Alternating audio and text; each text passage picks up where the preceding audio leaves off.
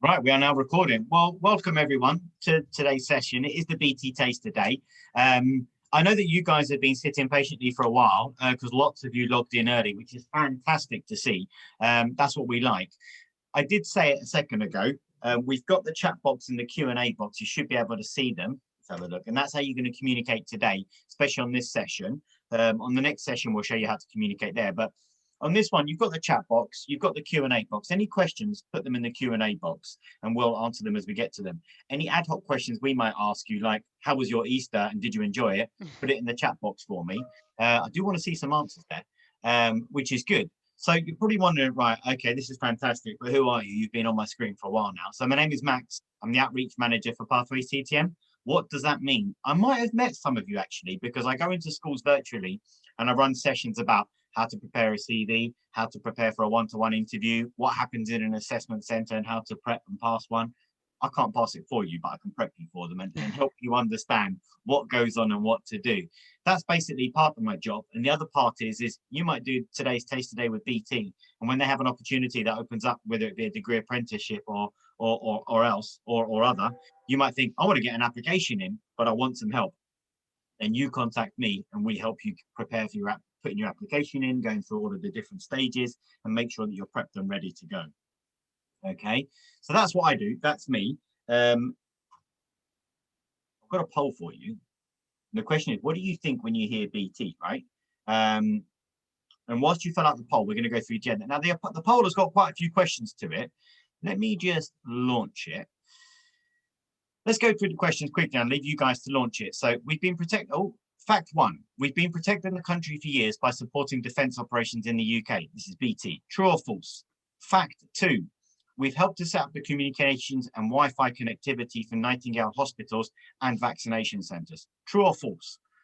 Fact three, our networks, offices and shops are powered by 100% renewable electricity. True or false? Fact four, you used to be able to have dinner in the BT tower as it rotated. True or false?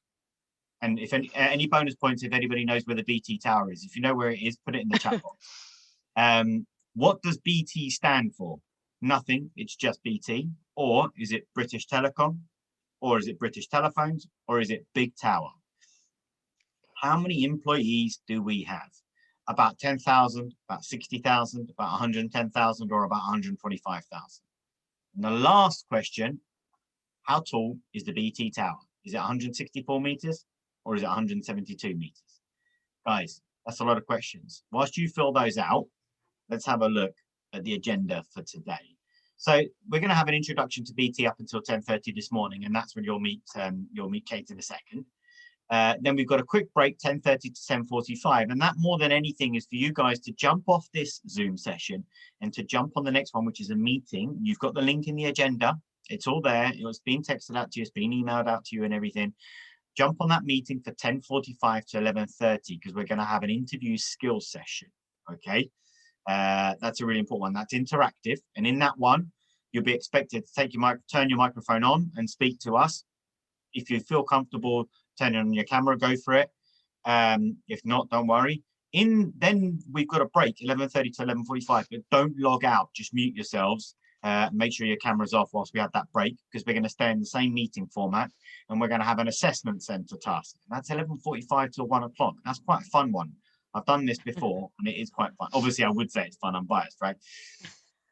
And then from 1 until 1:45, we've got a lunch break. Hopefully, I'll be able to hoover down some soup. So you guys have got 45 minutes for lunch.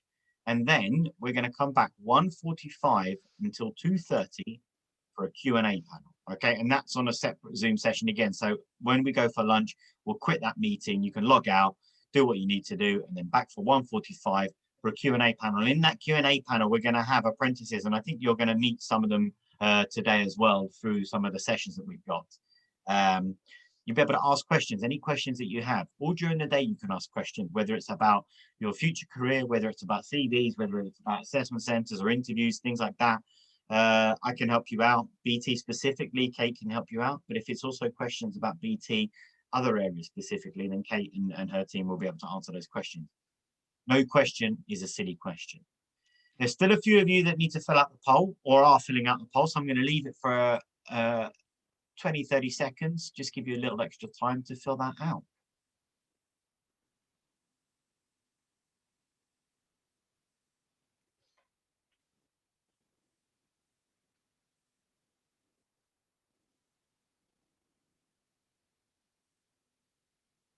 Okay, we're nearly there, nearly there. A couple more. Just 2 more.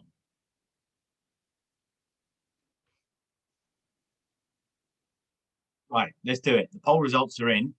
I am going to end it and share the results so we can all see it. So you should be able to see it. Kate, I don't know if you can see it on your screen, but yeah, I can actually. So what we got, fact 1, we've been protecting the country for years by supporting defence operations in the UK. 80% said true, 20% said false. I don't know the answer, I would have gone true. Kate, where are we, true or false? It's true. There you go. So you've been protecting the country by supporting defence operations in the UK. That's good to know.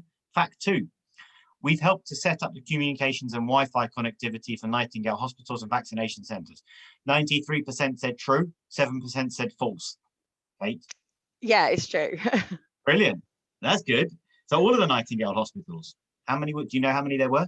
I don't, sorry, I do not know exactly how many hospitals there are, but yes, I believe that is one of the accolades. So yeah. Fact 3, our networks, offices and shops are powered by 100% renewable electricity. Oh, 51% said true, 49% said false. Yeah, it's true. It's true.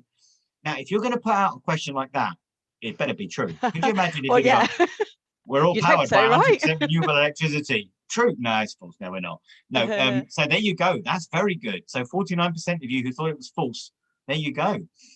Fact 4, you used to be able to have dinner in the BT Tower as it rotated. True or false? 37% said true, 63% said false. I would have gone for true.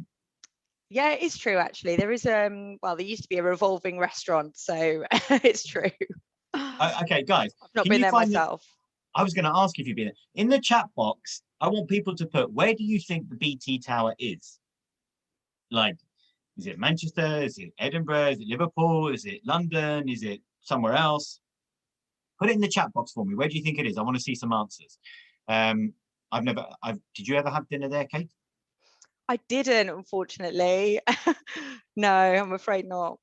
No, I never got the chance. I didn't know. What does BT stand for? Nothing. It's just BT. Said 0% of people. Actually, 100%. Everybody's gone for British Telecom. Put us out of our misery. Tell us it's British Telecom. Yes, it is. Yes. Go. Fantastic. And then how many employees do you guys at BT have? Is it 56% have gone for about 110,000. 27% have said about 125,000. I would have gone for about 125,000. Kate, what is it? I think it's 110,000. Yeah, I think it's 110. Sorry. Those numbers are quite close together, but yeah, 110,000 employees. Okay, so it's about 110. Well, it's a good number. What? I mean, most of the people got it right. They agreed with you, so which is good. Then, how tall is the BT Tower? Is it 164 meters or 172? 66% have gone 172 meters. Yeah, I actually think it's 172. Sorry, I've not done this poll for ages, but I think it's 172 meters. The last question was how many floors has it got? But yeah, I think it's 172 meters. Oh, I've missed that Don't quote question. me. Oh, I think we missed that last time. How many floors has it got? What did you say it is? How many did you guess? I need to check the notes, actually. How many do you think? Rachel's come up with these questions, so I don't know. I was expecting her to be able to answer these. Don't worry about it. So look, we asked the question, where is the BT Tower? The majority of people have gone central London or London. A couple of people have said Liverpool. Puts that out of our misery. Where is the BT It's Tower? in London, yes. Okay. Yeah, very recognisable, iconic building in London. So yeah, whenever I go out on the weekends, I can see it actually. So yeah, really? It's a very, very tall building. Whereabouts? Do you know whereabouts in London it is? Yeah, so it's near to Tower Bridge. Okay. Oh, I think I do know which one it is then. Oh, there you go. Fantastic, great. So most of you have found the chat box, which is awesome. And we've all answered those poll questions. So now that we know a bit more about BT, I'm going to hand over to Kate. And Kate, this is the bit where, by the power of technology, you can now Shall I stop sharing my slides so you can start sharing yours? Yeah, I think it's still going to let me share, hopefully. Let's have a look.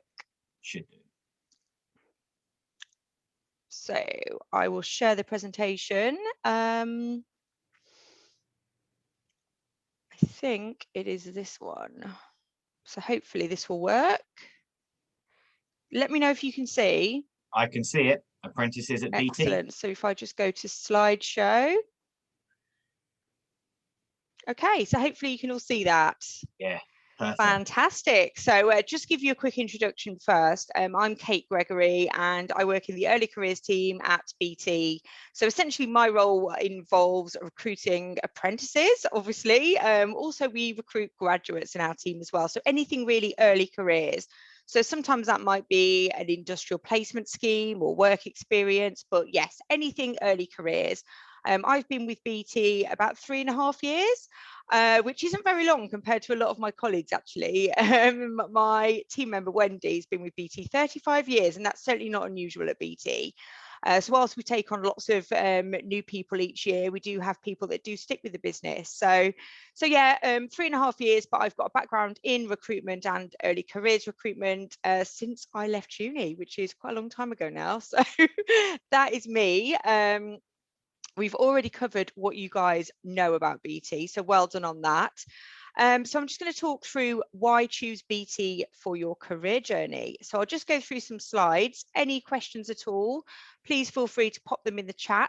We do have a Q&A a bit later as well. So yeah, hopefully we'll get everything answered for you. So don't think of us as BT.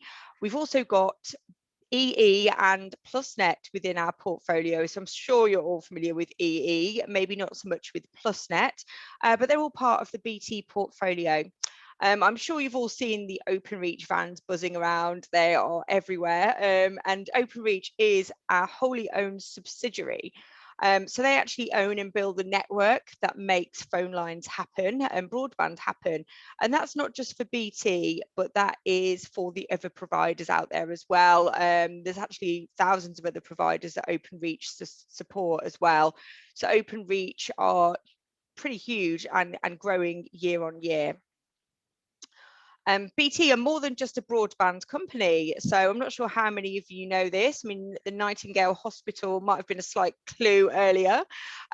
So BT are heavily involved in NHS, in air traffic control, even your contactless payments. So we've got a big BT security team. Lots of ethical hackers, all sort of trying to protect you. So contactless payments, even just booking that Uber, and none of it would happen without BT. And also graduates and apprentices do play quite a fundamental role in that. So for example, last week, so I ran some assessment centres for BT security, and we were recruiting cyber security apprentices.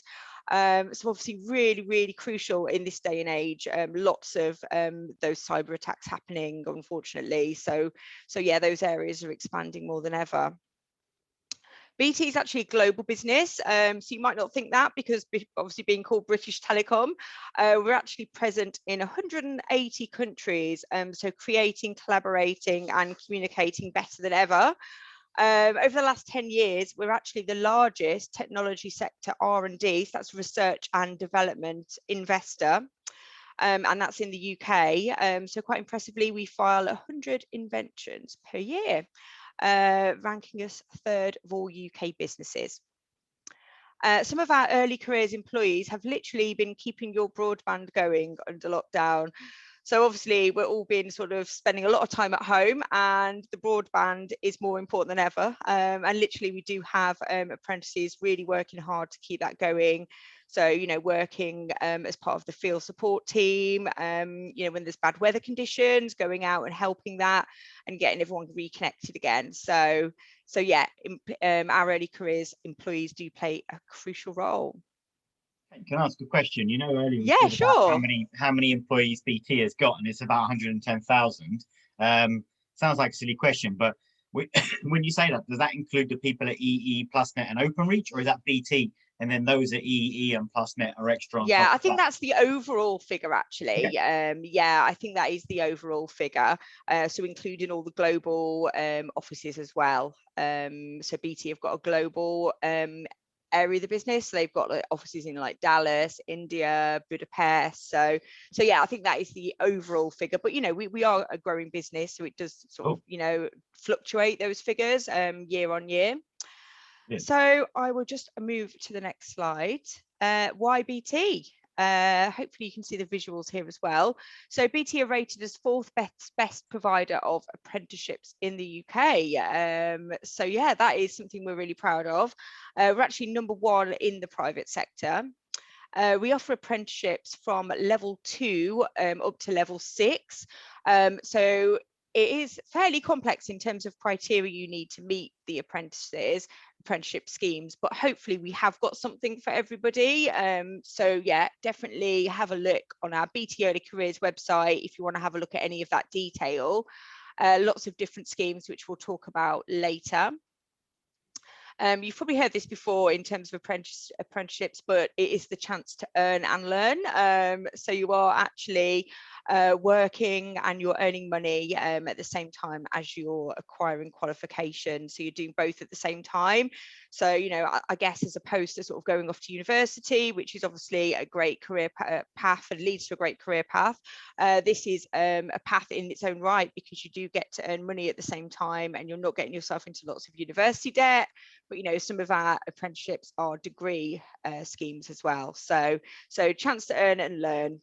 Access to great benefits as well with BT. You do get the free broadband, you do get discounts on your mobile, BT Sport. I know that's quite popular. And sometimes free tickets as well. I mean, obviously we're not really filming much in the BT TV studios with audiences at the moment for obvious reasons. Not yet, not yet. Not yet. Watch this space. Yeah, exactly. So hopefully that will all start up again soon. But yeah, I know quite a lot of people that have been in the audience. Lots of big names in sport as well. Walk through our offices on a regular basis. So that's all really, really exciting. BT are big supporters of all charities. There's lots of different charity work going on in terms of the business as a whole. Each employee is given 3 volunteering days a year to give back to the community. So that's 3 days paid employment, if you like. So you get to, you know, you could support a charity you're already passionate about and get your team involved. I, for example, did a Macmillan bake sale back in the summer between lockdowns, and it was really good that, you know, BT gave me the day to sort of focus on that and get involved. So yeah, that is fantastic actually, that you do have that opportunity to give something back. Innovation is at the forefront of what we do, and definitely I can vouch for this. When I joined 3.5 years ago, I had no idea of the scope of what BT actually does. So we normally give it 2 weeks after you start to say, I didn't know BT did that. so yeah, I can definitely promise you that. It is a real career. Some of our apprentices started 20 to 30 years ago and are still working here. Some are even directors, and actually my director in recruitment started as an apprenticeship as well. So yeah, it is a really, really valid sort of step in the door and career path to join the business. So just to kind of talk about D&I, diversity and inclusion, for a little bit. Here at BT, it's crucial that our people do reflect the diversity of our communities and our countries. Obviously, we are present in 180 countries, so it's essential that we do recruit employees that reflect that. So we know that having people from different walks of life makes us a more creative and innovative company. And this is obviously good for our customers as well. Our customer base is obviously very diverse. So BT has a wide range of D&I plans which are ongoing currently. So we've got this here, which we call ERAP, which is an ethnicity rapid action plan. So that came about in the past year. I'm not actually physically a part of that, but my manager is a part of that. And it's really great, actually. It does have lots of different bits and bobs that sort of are aimed to sort of upskill all of our sort of senior leadership team, and really working with community organisations, really to make us more diverse and just make us better in that. So yeah, that is the ERAP, we call it. So that would make us accelerate diversity within the business. it's about educating and empowering and addressing any gaps in data, sort of pay gaps and that sort of thing.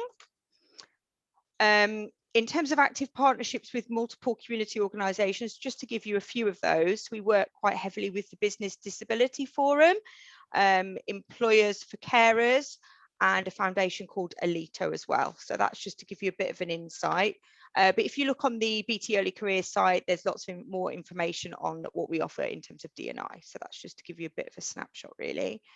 So we're just going to look at myth busting. So these are a few myths that have actually come from real life candidates, the questions that we get asked. So I will go through these. So being an apprentice doesn't lead to a full-time job. Yes, it absolutely does. The apprenticeships, they do vary in length. So for example, you might be going on a 2-year apprenticeship, and providing you fulfill your role and your education, then yes, it absolutely does lead to a full-time job. It is a permanent role, and you will roll off your apprenticeship scheme with us at BT. It's for people that couldn't get into university. Absolutely not. I know a lot of people that do choose this path, because they do want that qualification, but also they want to get out to work as well. They're quite money motivated. They want to just get out in the workplace and earn money. So definitely it is a good path in its own right. They are only manual jobs. No, we have all sorts of apprenticeship schemes actually. So customer services, cybersecurity, but I'll go through them all later. But yeah, not just manual jobs. Minimum wage, it isn't the minimum wage, and you do obviously get all your education in with your salary, and I'll talk about the salaries a little bit later on. But yes, it isn't just a case of being a minimum wage job. You'll only be making tea or coffee. That is a myth, but you won't actually. And you'll get to speak to some of our apprentices a bit later, and they will definitely vouch for the fact that you do get involved in real life gritty work. Obviously, you've got full support of your team and your manager around you, but you do get to be involved in some really exciting stuff. So I'm sure you'll get to hear some examples of that a bit later on. You need to know someone that works at BT already. Absolutely not. Everyone does follow the same process to get through. We'll talk about the process and what that looks like later, but it isn't an even playing field, so to speak. So everyone does have that sort of application process to go through. You don't need a CV. We just have this online application tool, and we obviously work with a lot of our partners as well, including Pathways. Qualifications, you actually do get some fantastic qualifications by being an apprentice. They do vary depending on which level of scheme you go for. We do lots of degree apprentice schemes as well, and we work with some fantastic educational providers. It's just for boys, absolutely not. We do look to recruit a very diverse array of females and males for our roles. Obviously, some roles do seem to be more popular for our male candidates, such as power engineer and electrical engineer, but we're definitely trying to increase the volume of females that do apply for those roles as well. So hopefully that has helped. We're just going to talk about some programs we have and the application process now. So hopefully we're okay for time. I can speed up Max if we need to. I think we're okay for time. I mean, okay. I have no idea how much longer you got to go, but not long. I think we've got the last couple of slides. So our jobs. So these are the apprentice schemes, and hopefully you can see them. So I won't read them all out. But yeah, as you can see, we've got different levels of schemes, and each level does have a bit of different entrance criteria. So it's always good to have a look on our early career site just for a sort of definition of that. We haven't got all of these live at the moment. So we do, with the apprentice scheme, we don't just launch once a year like with graduates. We do tend to launch quite a lot of roles at a certain time of year, but then we'll have kind of roles that launch every now and then as well. So it's always good to just keep an eye on our website. Locations. So as you can imagine, some of the locations do go before others. Some of the most popular locations are obviously London. Ipswich is actually a fantastic place to work as an apprentice if you live near there, or if you would be keen to move there. We've got Adastral Park, which is our huge sort of complex. It is a bit like a university campus in its own right, actually. But yeah, as you can see, we do apprenticeship schemes across the UK. So hopefully those locations might be of interest. In terms of starting salaries, they range from 16,422 per year. You get a benefits package on top of that, and obviously all of your education is already covered there. Your salary does get reviewed annually as well. So yeah, normally about April every year that will be reviewed. All permanent jobs as well, so very much job security there, as long as you complete those apprenticeships successfully. And obviously, you know, we do give you all of the tools and support you need in able to be able to do that. Corporate discounts, free broadband, we kind of covered that earlier, but also you do get lots of discounts coming through on email, lots of different products and services.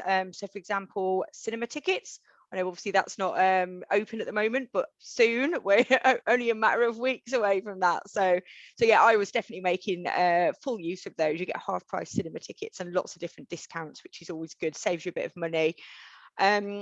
Once we have enough applicants to our apprentice roles, we do close them down really just for candidate experience. We don't want thousands upon thousands of people applying to a role, because literally it's not going to be the best experience if we can't be putting you through the whole process. So we do close roles, but then we reopen roles as new roles become live as well. Okay, so the application process and what this looks like. So what you need to do is fill in some basic information as part of the application process. Sorry, I'm just trying to find my slide again. Okay, so yeah, just basic information. You don't need a CV or cover letter. If you've got a CV you've already done, please feel free to upload it. It's not used during the selection process. It might be needed further down the line into the, you know, after the assessment centre, once a hiring decision has already been made, it might be useful. But yeah, you don't need it for your application. You'll be asked to complete some online tests. That's only if you've applied for level 2 or 3. The online tests people do get a bit nervous about. Don't worry about them. They're not as difficult as people seem to think. We ask you a series of cognitive ability questions, but you'll have the opportunity to take part in some practice tests, which is always really good to get you familiar. Video interviews, we'll go through and look at that a little bit later on today, actually. These do scare people quite a lot, but, you know, in this age, it is going to be a video interview, especially due to COVID. We're not doing face-to-face interviews at all at the moment, and hopefully we will be sort of next year. But at the moment, everything's on video, so it is really useful to kind of get used to being on video. The last stage is actually an assessment centre. So that is the final stage of our process. And we've been rolling these out for graduates and apprentices this year online, using a virtual platform, which is actually really user friendly. Our candidates have said that it, you know, has been quite easy to use. This time last year, well, just before this time last year, we were doing them face to face, so which meant you had to travel to one of our 6 locations, and obviously this time you can do it from home. So yeah, that saves you the travel and the cost of that as well. Can I just but say, it's normally 3 or 4 tasks that you take part in. Apologies, Max, was that a question there from yeah, no, what I was going to say is also with all of this, remember that what we're going to go through today, those sessions that we're doing after this, is to do a couple of mock like assessment center tasks, interview tasks and stuff like that. But also if it comes to the application process and you need help with this and preparing for it, remember that's what I do. That's when you would email me at student@pathwayctm.com. I would then set up sessions with you so that you can practice this stuff before you arrive at a BT assessment centre, having never done one before or not knowing what to expect. So you'll be able to prepare and be ready for it. So that's what we do. And also there was that in the myth busting section about the, is there a full-time job at the end? Of course there is, because think about it this way. BT is going to spend a lot of money and time investing in you for several years whilst you do your apprenticeship or degree apprenticeship or whatever level it might be. And obviously they want you to stay because they're investing a lot of money in you. That's the whole point of them doing it. So always think about that. They are investing in you and they want to, and they want you to stay. Up to you at the end, but there is always those opportunities. Sorry, Kate, carry on. Absolutely, absolutely. Spot on there, Max. But yeah, the assessment centres, they sound quite daunting, but they're actually not. I mean, all of our managers that take part in the assessment centres are really there to sort of put you at ease and make you feel comfortable, because what we want is for you to perform the best you can in the day, and that's when you're feeling comfortable. We don't want you to feel nervous or under pressure.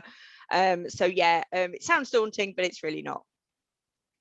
So just to go through some tips here, be yourself. That's exactly what we want to see during the assessment centre. We don't want you to sort of, put on your interview mode and, be all robotic. We want you to relax and be yourself, because, we buy into you as a person, and, we want to see that come across during the assessment centre.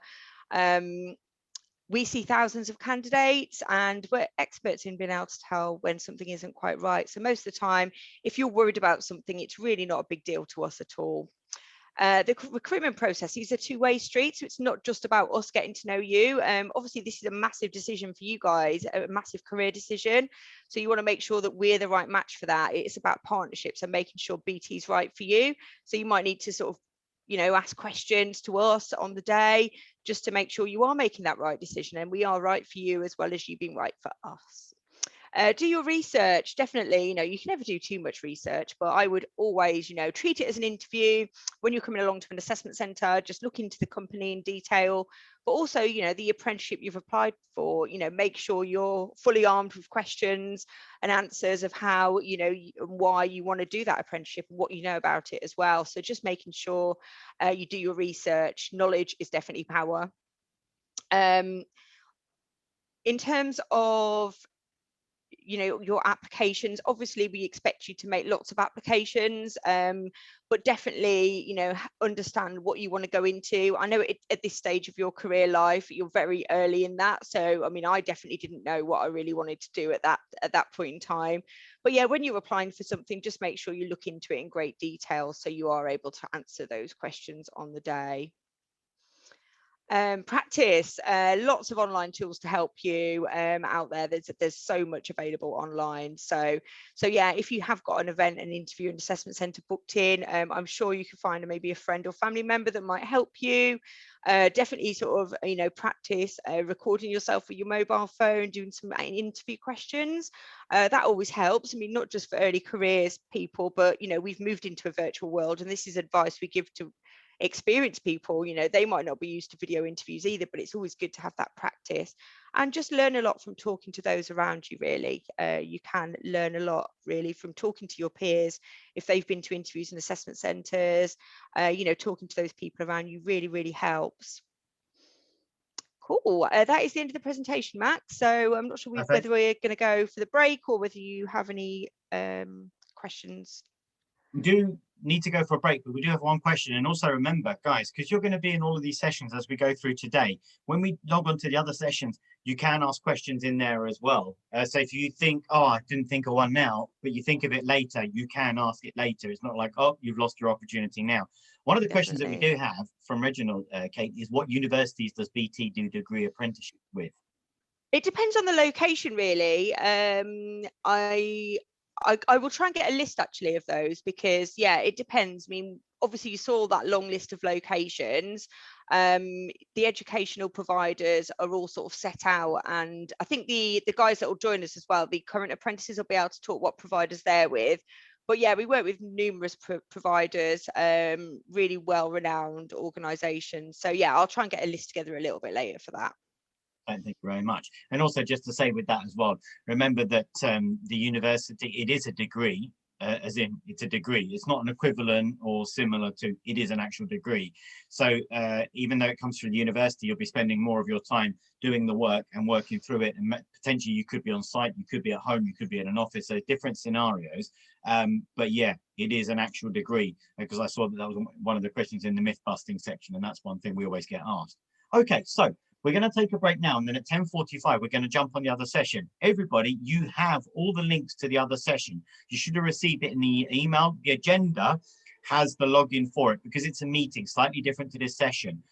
When we get into the interactive exercises, we're going to be expecting you to turn on your microphone so we can hear you, okay? And then Raquel's just asked one question about doing an apprenticeship while in sixth form. It's kind of either or. A degree apprenticeship, depending on the level, you would do it after your A levels. But if it was a level 2 or a level 3 apprenticeship you could do after GCSE, you wouldn't be going to sixth form and doing an apprenticeship. It's either or. You wouldn't have time. Yeah, you wouldn't have time. You wouldn't have time. But the way that it is structured is that the government allows you to leave school after 16 to go on to do an apprenticeship, because that is still considered full-time education. So you wouldn't have to go to sixth form but you would still be learning through your apprenticeship.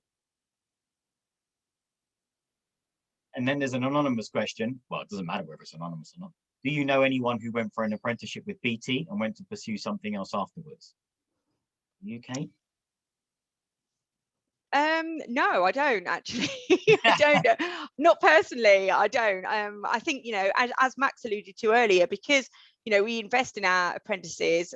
You know, I wouldn't understand why they would not want to continue with the business, because with a business this size, the opportunities are endless, you know. So even if you chose not to continue along the same line of work that you were previously doing, you know, there would be opportunities to look, once you've completed that apprenticeship successfully, at doing other stuff. So I don't personally know anyone that has moved on from that. So perfect. I'm sure they have, I just don't know them personally.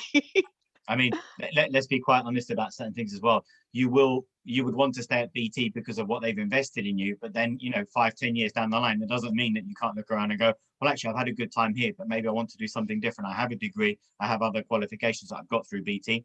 You could even move into other things within BT, OpenReach, EE, those sectors there. There's nothing stopping you, but because you've got the qualifications. But yeah, or you could apply to go on the graduate scheme. Absolutely. Yeah, there's lots of different opportunities you can look at. So you're in such a strong position, and once you've completed your apprenticeship.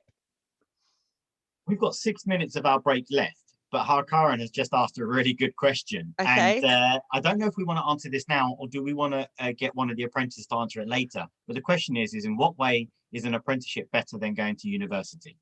Okay, I think the apprentices are probably going to be able to paint a much clearer picture than me, because they are living it and going through it. I think well, one of the big ones is, you know, you get all your education paid for. I mean, graduates coming out of university in debt already before they even start work, whereas you're getting that work experience. I think, you know, also graduates are faced with the fact that when they come out of university, they haven't had time to get the work experience. So unless they've done a sandwich degree, they're educated, but they don't have that work experience. Whereas an apprentice, you're getting both. And yeah, it can be difficult to get a job when you're a fresh graduate who doesn't have any work experience. So I would say maybe those two stick out, but I think our current apprentices will be able to answer that better than I can, really. I'll throw my 2 cents in as well, because I used to be an early career recruiter for a different company before I worked for Pathway CTM. And I worked with, obviously, early careers, so degree apprenticeship recruitment, but I used to recruit managers and operations managers. So managers could be looking after shops that would take between 60 to 150,000 pounds a week. Operations manager would be in charge of 15 of those. If you presented to me a graduate who came out with a BA in business management but never had work experience, or you presented me a degree apprentice who had got his BA in business management by doing an apprenticeship at my company, and had 4 years experience starting at the bottom, working their way up and learning how to manage such a big business and having a team of 40 or 50 people, I'd give the job to the degree apprentice any time of the day over the graduate, because the graduate would have the BA in business management with no practical experience. I would not give them a shop that takes £100,000 a week and has a team of 50 people as their first job. No way. So a graduate role, there's more competition in graduate role applications, and there's more competition when you apply for a degree apprenticeship. It's a little bit easier to get into university to go and do the degree than it is to get the job to do a degree apprenticeship. But then afterwards, it's more difficult to get the graduate role than it is to get the degree apprenticeship role and continue. So it's all about what is best for you. So 4 minutes of the break left. I'll give you guys 5 minutes. I'll be on at 10:45. We'll see you on the other side. And Kate, I'm guessing you have the slides for the session 2 as well, yes? Yep. So I'm leaving this meeting and joining this one. Is that right? Perfect. Absolutely. Okay, perfect. Might give me a minute or two to pop to the bathroom, and then I'll be on. Yes. No worries. See you soon. See you on the other side. Bye.